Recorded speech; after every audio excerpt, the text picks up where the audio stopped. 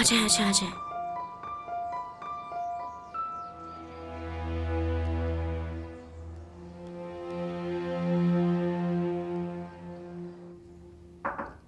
आ जाएं। मैं बस पूछने आई थी, आपको कुछ चाहिए सुल्ताना साहिबा? नहीं सबा, और तुम्हें भी इस कमरे में आना नहीं चाहिए था। माज़रत चाहती हूँ। सबा,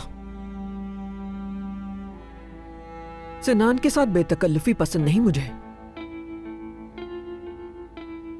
सादिया भी, अगर तुम्हें सिनान के साथ पढ़ने की इजाजत दे तो तुम उसे मना कर देना, इनकार कर देना उसे। अगर अपनी हद याद रखोगी तो मरियम की तरह इस घर में रह सकोगी।